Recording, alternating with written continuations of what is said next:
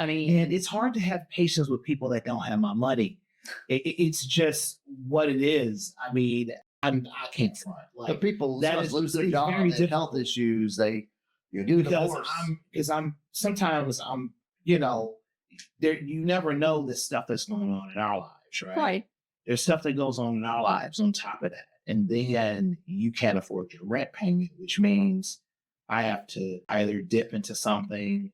I mean, I endure benefits and losses every month in this business. Exactly. This is not an easy business to be in. And yes, you can say that I took on that risk when I decided to become a landlord as a real estate investor. Okay. So I mean, don't cry for us. All right. But we can cry for each other. So how about, Exactly. so you see what I'm saying? Oh, so yeah. a lot of folks won't Support group. cry. Yeah. We can have a support. Well, it's a tribe. It's called the investor tribe. That's right. where we can kind of come together and we can have these conversations, because I'm sure sometimes there's a lot of investors just don't know who to turn to and don't know where to go. And that's why you're here today, to kind of help us navigate that process, because it's an emotional process. Oh, yeah. It's a lot of risk that we have to take on. It's emotional for everybody. Yeah. I mean, the tenant's upset that they're losing their home. The landlord's upset. They might be losing an investment property if they're not able to get the tenant out in a timely manner, or if the tenant trashes it. And so it's emotions are high on both sides. That's one of the reasons I've got a couple of clients that I work with that self-manage. Mm-hmm. And I feel they're overly attached to their properties.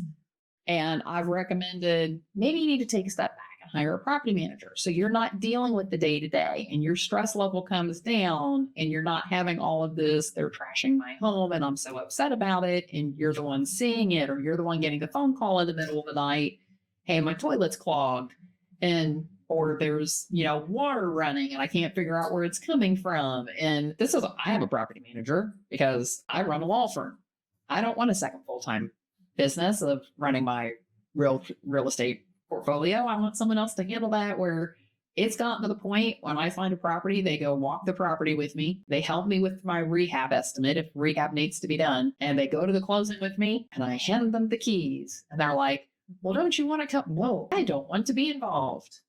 I have handed it off to you. Call me if there is a problem. It's your responsibility now. Money gets direct deposited to my accounts for me, and I don't have to worry about it. I get a monthly report. And so for me, that's much better. I've got other clients that just can't do that. They want to be involved and they thrive on that. They used to do their own evictions. And then they finally decided, you know what? My time is more valuable not having to sit in a courtroom all day. After you pay for parking and wait for the back of the line. Exactly. Because all the attorneys they do the attorneys first. Yes. Yeah, the proceeds are at the end. Yeah. And so what's super in Jefferson County, Kentucky, at least. Is it all of the counties? Right. All the counties do the attorneys first. And we did an episode. So we did an episode recent about the 7 deadly scams. No, it wasn't 7. The scams and the red flags. Scams and the red flags that tenants pull on landlords. Mm-hmm. And we went through several of these different types of scenarios, what happens, and how our investor tribe can protect themselves. And so what I want to know is, through your involvement in the investor group, what's a story you recently heard that made you stop and think differently about the work you do? I'm a cynic, so well, so nothing has restored your faith in humanity. Is that what I'm hearing? I know. Okay. I know it's bad. It's really bad, and I know that. But John and I both laugh. John Benz is the other attorney in our office that we're dark and twisty, like from Grey's Anatomy. That and right now Sophie in our office is one of our assistants. We're like, she's our ray of sunshine. She is just for now.